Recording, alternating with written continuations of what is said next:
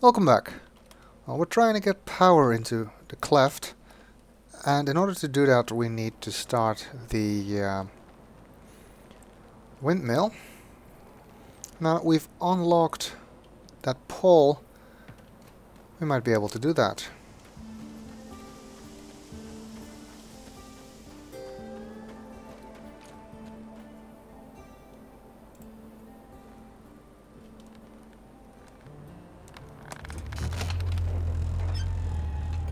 There we go. Now you might wonder why the windmill doesn't just start by itself. Well, that's just a simple matter of dynamic versus static friction. Overcoming static friction is much harder than overcoming dynamic friction, so apparently there's not enough wind to overcome the static friction. Once the windmill is moving, it only needs to overcome the dynamic friction, and apparently there is enough wind to do that. Okay, enough boring physics lessons. Let's see if we now have power.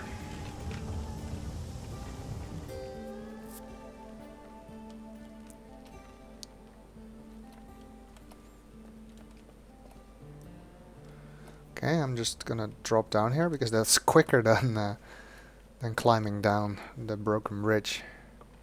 Don't need to climb them when I go up though.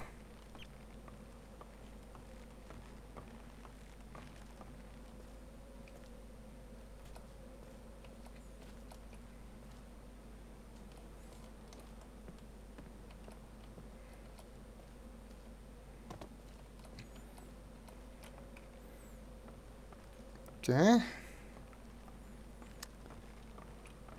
Let's see if that machine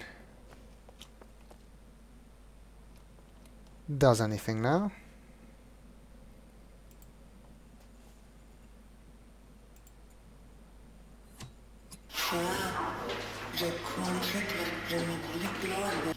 Oh, okay.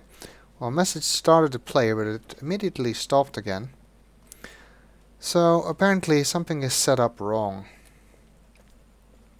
Well, we already noticed that these symbols on the wall look an awful lot like the symbols on the machine. So let's change them so that they match. Well, 3 of the symbols already match. This one doesn't. We need to change that to this one. Let's see what happens now.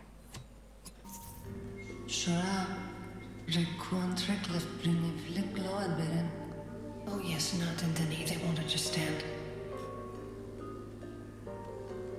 Once again, the stream in the cleft has begun to flow. It was dry for so long. The water is flowing in from the desert. The storm is coming. Have you heard of the city? The deep city, the ancient Uru? Where there was power to right worlds. For thousands of years, the city lived beneath the surface. Keeper of the secret. Keeper of the power. Keeper of the ages. Always keeping. The city grew proud. And then it died. The water flows where it wills. It seeks its own path uncontrolled, except that it flows downward, always downward. Denis, the city of ages, of other worlds, died. But now it breathes again. It awaits. Some will seek that destination, but you should seek the journey. It's as a fine tapestry, complex beyond comprehension, but now torn. We will show you remnants, pieces of the tapestry, pieces of the journey. Find these remnants, these journeys. 7. 7 in each age. 7 here in the desert.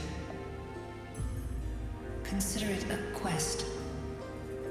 No, a request. Worship. The water flows downward, and there it pools and collects. collects and finally, once again, it reaches the roots. And the tree begins to grow again. I am Yeesha. My parents brought me to this place. We will bring you.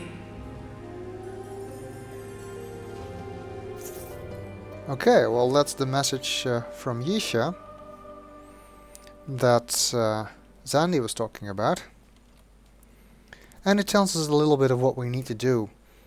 Now, unlike in Riven, we don't have a clear goal like rescue Catherine, but our goal is simply to follow the journey.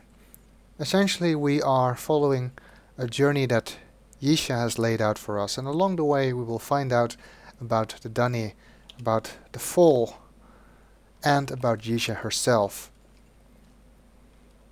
One of the things you noticed appearing during the recording is this cloth, and it's still here, and it's actually a real one. So we need to touch it like the others. Well, now we know, thanks to Yeesha, that these are journey cloths. They are part of the journey, and our goal is to find them. 7 here in the desert and 7 in each age.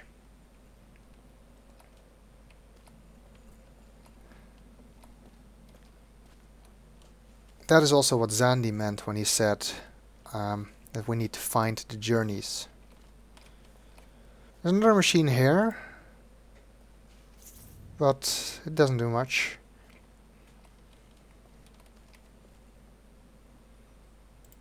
I'm just gonna close the door, because I know there's something I want on the outside of the door. Of course, with the door closed we cannot get out from that side, so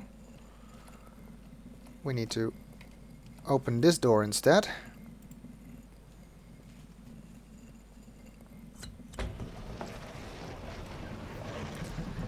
By the way, Yeesha, really, I mean, if you played Myst 4, then you might be wondering, as do I, how such a bright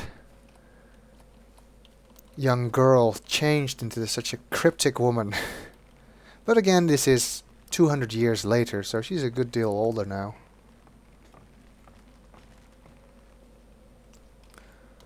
Oh, and let's look at the door from this side, and we see there's a journey cloth on it, and that's why I closed it, because I want to get to that journey cloth.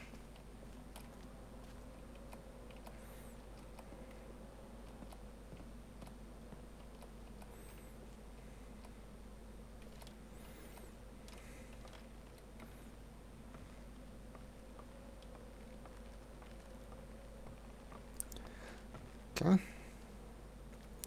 There it is.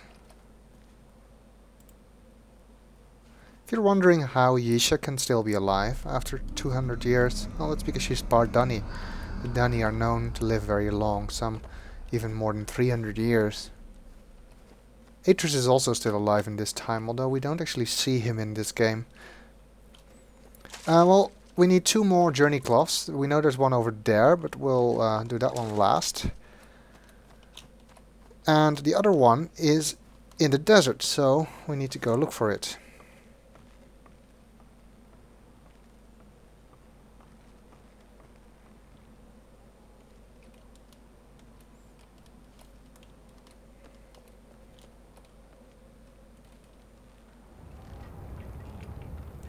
I'm guessing that this Let's Play will take longer than the one I did for Riven, not just because there's more stuff to do, especially with Tudani and the Path of the Shell included, but also just because of the time it will take to run everywhere. Well, there's some stuff over there, so maybe we can find that journey cloth.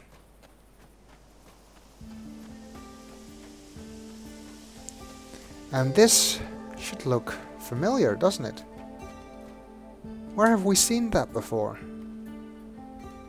Yes, it is the telescope that stood above the star fissure in Riven. The last time we saw this thing, it was falling into the star fissure, which would seem to suggest that the star fissure comes out here. Isn't that interesting? Also means that the anonymous stranger landed here after Atrus basically threw him into the Starfisher more than 200 years ago. All the metal is rusty. I guess that this is part of the covering of the Starfisher that we also saw fall into it. But no journey cloth here, so let's move on. But we will do that in the next video.